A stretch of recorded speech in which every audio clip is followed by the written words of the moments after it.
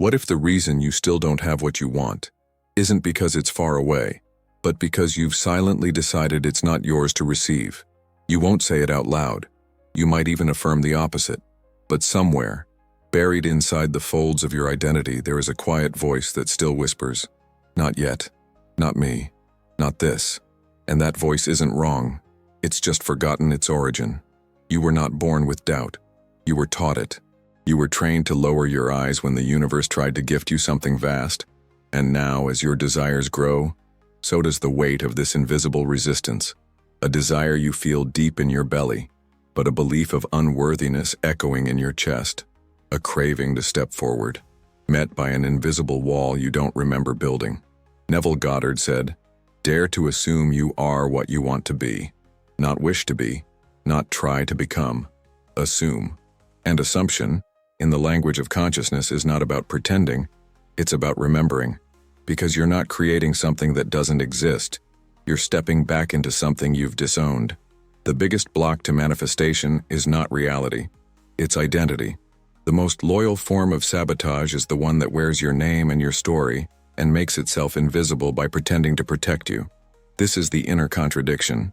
You crave expansion, but carry the blueprint of lack. You visualize abundance, but digest guilt, fear, or ancestral shame. You dream of more, but feel like you're still not enough to hold it. And so the universe waits, not because it's withholding, but because it mirrors. Science agrees. Dr. Bruce Lipton reminds us that our subconscious mind, responsible for over 90% of our daily behavior, was mostly programmed before we could even think critically. Before age 7, you absorbed what you were told about love, money, worth, and success. Not as opinions, but as facts. And now, as an adult, you're not just manifesting from desire, you're manifesting from memory, from emotional DNA that still believes abundance is something out there, something others can have, something you must prove yourself worthy of. But what if you never needed proof? This isn't just another video. This is a moment of return, not to who you were told to be, but to the silent, powerful version of you who already exists and who's no longer waiting. Because the truth is, you were never denied your dreams. You were simply trained to reject them. And now, the illusion of unworthiness is crumbling. Right now, as you listen, as you remember, in this sacred space, we'll walk through the emotional corridors that have held you back. We'll look at the invisible walls and name them for what they are: lies inherited, not truths discovered. Together, we'll dissolve the guilt, the old scripts, the begging energy, and the habit of shrinking. Not by fighting them, but by seeing through them. You will remember that worthiness isn't earned, it's claimed. That manifestation isn't waiting to be unlocked, it's waiting to be inhabited. And by the end of this journey, you won't just understand this. You'll feel it in your body, in your breath, in your energy. Because worthiness has nothing to do with what you have. It has everything to do with what you accept. You're not here to ask. You're here to reclaim. And today, it begins.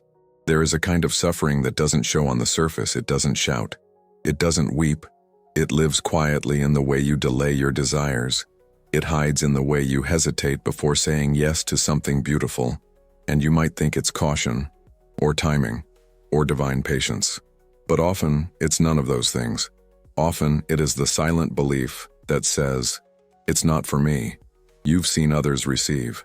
You've watched people fall into ease, wealth, love, recognition, and part of you claps. You're spiritual enough to celebrate them, but somewhere inside there's a deeper feeling that says, "I still have to earn it. I still have to become someone more before I can allow it in." That feeling is the invisible prison. It has no visible walls, but you feel them. Every time you're about to expand, and then pull back. Every time life brings you to the edge of change, and you create a reason to delay it. Neville Goddard didn't speak about self-worth in the way modern language does. He didn't tell you to fix your wounds or boost your confidence. He said something simpler, more radical. He said, "The only barrier is the state you refuse to occupy. Not the one you can't access, not the one you don't deserve, but the one you won't allow yourself to fully feel. That's where the prison is. Not outside, not in circumstance, but in refusal. The refusal to step into the state of being the one who already has what they once craved. Imagine a lavish banquet, a room full of everything you've ever asked for: love, security, financial ease, creative freedom, and you're standing at the door, looking in, but you don't enter. Not because someone stopped you, but because somewhere along the way, you borrowed the shame of others. You inherited the belief that you weren't welcome at the table. So now you look, you desire, but you remain outside. This isn't judgment. This is awakening. You're not wrong for having these feelings. You're not broken. You're just ready to see, ready to release what was never truly yours. Shame, guilt, fear of being too much or not enough. These are echoes, not truths. They belong to voices that spoke before you could respond. But now, you can choose differently. You can feel the lie and still walk forward. You can let go of the borrowed shame. You can open the door, because the banquet never stopped being yours. You just forgot you had the key. You were not born doubting yourself. That came later. It arrived in moments so subtle they didn't look like programming. It came in a parent's sigh when you asked for too much, in the way money was spoken of with stress, or how love was given only when you were pleasing. It came in the energy of the room, those invisible signals that told you who you needed to be in order to be safe, accepted, or enough. And even though those days are long gone, their message remains alive in your nervous system. Bruce Lipton explains that by the age of 7, your subconscious mind, your emotional blueprint, has already absorbed most of its instructions. Not because you were taught directly, but because you were watching, feeling, recording. You were open, like wet cement, and everything left a mark.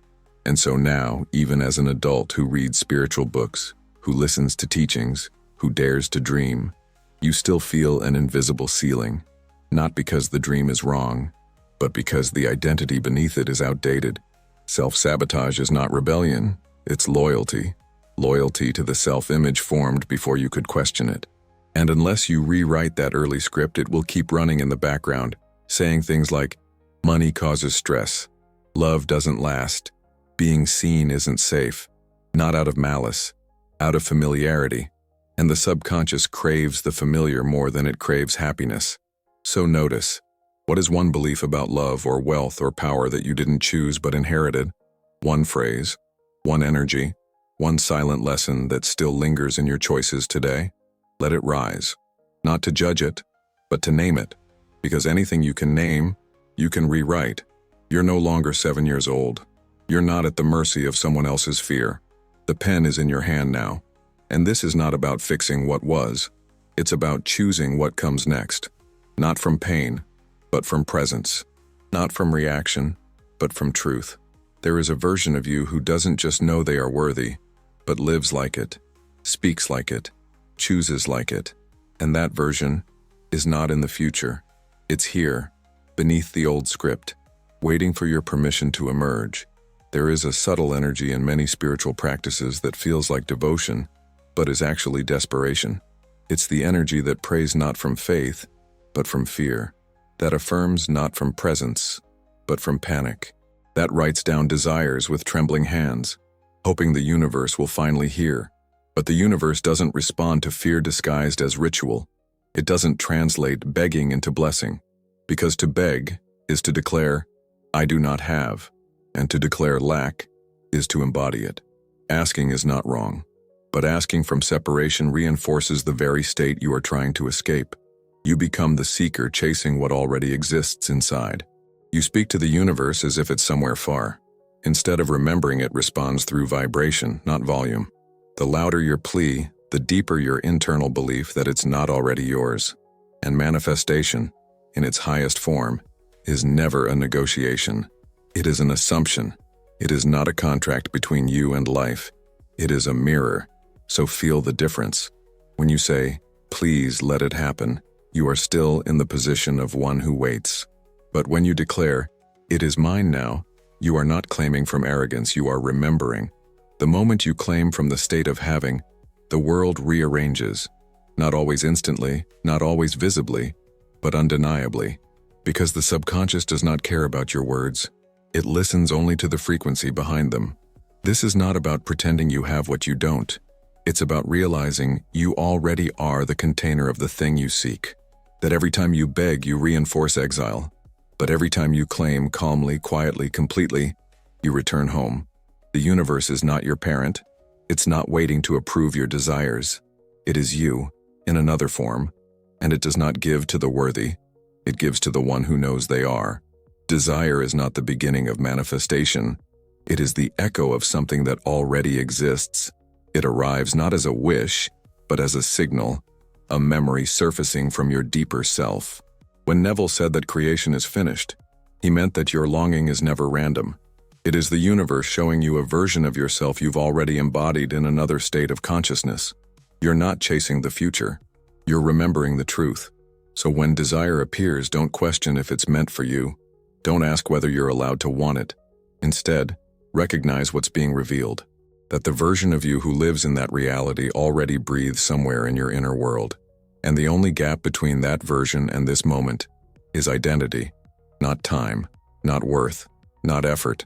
Only the state of being you are willing to occupy. The fact that you feel it, deeply, vividly, sometimes painfully, is proof that it's yours. You wouldn't desire something that isn't connected to your path. You wouldn't long for a reality that your energy couldn't hold. The longing itself is the evidence. Not that you are lacking, but that you are waking up. So tonight, when the world goes quiet and your mind begins to drift, don't rehearse what's missing. Rehearse what's already done. Not with pressure, not with effort, but with softness. Imagine the final scene, the moment of arrival, the feeling of already living it, not as fantasy, but as memory. That gentle knowing in your chest, that soft smile behind your eyes, that breath that slows, because the search is over. This is not about tricking the universe. This is about aligning with it. You don't need to chase what you already contain. You only need to tune into the signal that's been whispering all along. You already are. You already have. You're already on the path. Before we continue, pause for a moment and notice what's rising in you. That quiet voice, that small shift in energy, that recognition that maybe, just maybe, you were never meant to keep waiting. If something in you is waking up, if this message is opening a space you've long ignored, check the pinned comment. There's something there I left for those who are truly ready to stop asking and start allowing. You'll know if it's for you the moment you read it. It begins with a number on a clock, a song that plays at the right moment, a feather, a whisper, a flicker of alignment that seems to say, yes, you're on the path. And in that moment you feel seen, you feel guided, you feel close. But then, it fades, and suddenly, you're chasing again, checking again, asking again, looking for the next sign, the next coincidence, the next cosmic nod to validate your hope. There is nothing wrong with signs. They are beautiful, they are real, but they were never meant to replace your inner state. They were never meant to become the source of your security. When you start relying on synchronicities to believe, you've inverted the process. You've begun to worship the mirror instead of the reflection. And like any external high, it fades quickly, leaving you hungrier than before. This is the dopamine trap. Your brain lights up when you see a repeating number or feel a spark of alignment. It gives you a chemical hit that feels like progress. But that progress is not always rooted in transformation. It can become a loop of anticipation, not embodiment. A loop that keeps you reaching instead of receiving. Neville never taught us to chase signs. He taught us to become the state. Because once the state is assumed, signs may come, but they are no longer necessary. When you live in the end, the world has no choice but to catch up. Not because you hunted for confirmation, but because you walked as the confirmation itself. The most powerful sign you will ever receive is peace. Not because something happened, but because nothing needs to. That calm certainty in your body. That steady rhythm in your heart. That moment when you stop looking for proof because you've become it. That is the real shift. That is the true manifestation. Not what appears on the outside, but what no longer needs to. There's a quiet trial that plays out inside you. Not once, but over and over. A courtroom with no judge, but with a voice that remembers everything you've done. Every mistake, every failure, every time you didn't show up as your highest self. And that voice doesn't scream. It whispers, in the form of hesitation, in the form of resistance, in the subtle pullback right when you're about to receive, as if some invisible part of you still believes, I don't deserve it. Not yet. This is the courtroom of guilt. And guilt doesn't always wear obvious clothes. It can look like perfectionism, like overgiving, like never resting, like feeling the need to earn everything through struggle. But underneath it all is the same story. Because of who I was, I can't yet become who I truly am. But Neville offered a different path. He spoke of forgiveness not as emotional labor, but as transformation. Forgiveness, he said, is simply the change of concept, the decision to no longer be who you were, to occupy a new state of being so fully that the old self has no voice left, because the subconscious doesn't argue, it doesn't debate, it only reflects. So what happens when, before sleep, you gently whisper to yourself, I forgive myself, I am new, not as a ritual, not as a performance, but as a quiet decision, a sacred ending, a sacred beginning. When you speak those words not to erase the past, but to transcend it, to stop rehearsing the version of you that made mistakes and start embodying the one who is ready to receive. Guilt is not humility. Guilt is a delay. It keeps you tied to identities that have expired. But worthiness is not a prize. It is not a reward for those who have perfected themselves. It is your natural state when you stop arguing with what the divine already decided. You are enough. You are whole. You are already the one who deserves to live the life you've imagined, not later, now. For many seekers, the teaching of living in the end feels like the highest key. The idea that if you embody the state of the wish fulfilled, your reality must eventually conform. And yet, for so many, this practice becomes a cycle of frustration.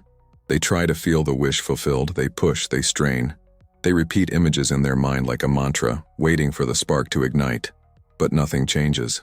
And so the conclusion quietly rises. Maybe I'm doing it wrong. Maybe it doesn't work for me. But the failure is not in the principle. The failure is in the approach. Because living in the end is not about forcing the body to feel something artificial. It is not about squeezing emotion out of yourself until you're exhausted. Living in the end is about entering identity, not manufacturing intensity. Neville never taught pressure. He taught surrender. He spoke of assuming the state with the ease of slipping into a garment, not the labor of building a wall. The truth is, desire doesn't need to be forced, it needs to be inhabited. To live in the end is to relax into the reality where what you want is already so natural, it barely needs acknowledgement. It's not about creating a high vibration that lasts hours. It's about the quiet conviction that requires none. Because the subconscious doesn't measure intensity. It responds to identity. It responds to who you are willing to be when no one is watching. So let the process become gentle. Relax the body. Allow the breath to soften. And in that calm, see yourself not reaching, not trying, but already being. Let sleep carry you there, as Neville suggested. Because the bridge between the conscious and subconscious is not effort. It is drowsy surrender. That moment where the mind grows quiet enough to stop doubting, and the heart grows open enough to simply accept. This is why so many struggle with the practice. Not because they are unworthy, not because they lack faith, but because they are still trying to achieve what must be allowed. Living in the end is not a task to complete. It is a homecoming, a return to the version of you that has never been missing. A quiet agreement with life that says, it is already done, and I am already there. There is a kind of exhaustion that many carry without naming.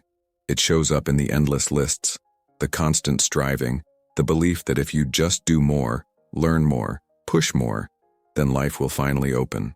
But hidden beneath this pattern is a deeper belief that worth must be earned, that love, money, freedom, and joy must be purchased with effort, and so the body tires, the soul grows restless, and the cycle of doing never seems to end. Neville spoke with a clarity that cuts through this illusion. All doing flows from being. This means that the actions you take matter far less than the identity from which they emerge. When you believe you are lacking, every action, no matter how grand, still vibrates with absence. But when you know you are already whole, even the smallest gesture radiates completion. Being precedes doing, and doing without being is scarcity dressed as progress. Think of the tree. It does not strain to grow. It does not force the fruit. It simply abides in its nature, and from that state, action flows naturally.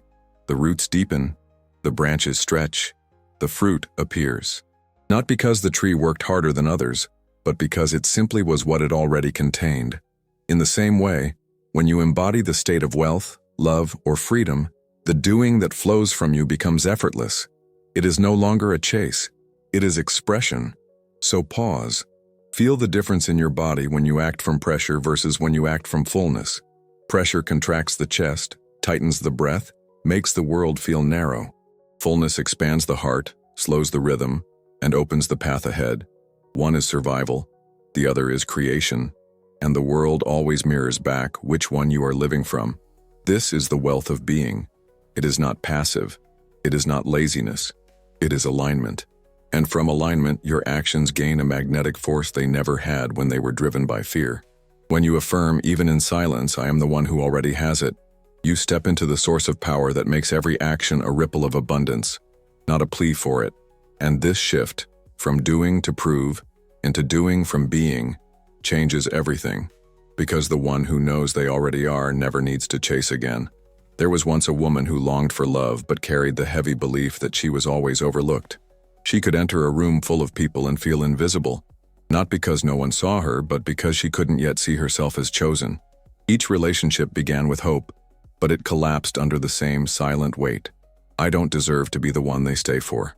Her outer world simply reflected the script she rehearsed within, but something shifted when she encountered Neville's teaching. For the first time, she heard the radical idea that she was not required to wait for proof to feel chosen. She was invited to feel it first. And though at first the words felt impossible, she decided to try in the simplest way. At night, before falling asleep, she whispered to herself, I am chosen. Not with strain, not to convince, but like a quiet song to the self she had long abandoned. At first it felt hollow, but repetition turned into resonance. The more she whispered, the more her body began to soften into the possibility, and slowly the world began to bend. Opportunities to connect emerged without her chasing. Conversations deepened naturally, until one day she found herself in a relationship that reflected the very state she had claimed within. The man did not complete her. He recognized her, because she had already recognized herself. The lesson was never about effort.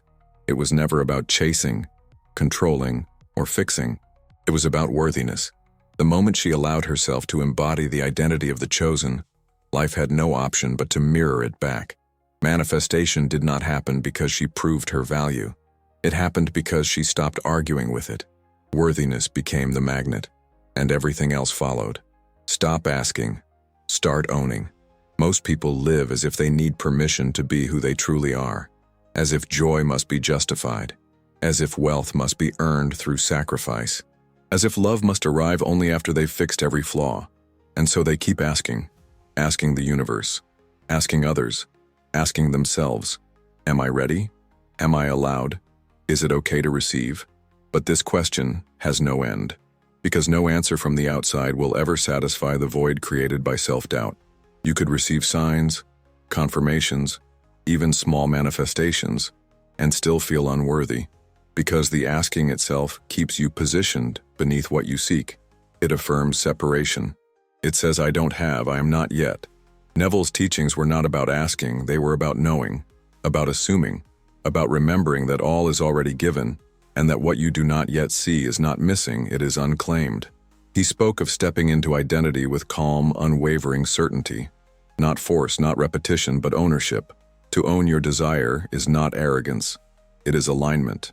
It's the energy of someone who doesn't need to demand, because they already belong. Imagine a king forgetting he wears the crown, wandering the halls of his own palace, asking strangers if it's okay to sit at the table. That is how most seekers live, not because they lack, but because they've forgotten what was always theirs. This is why the mirror work matters.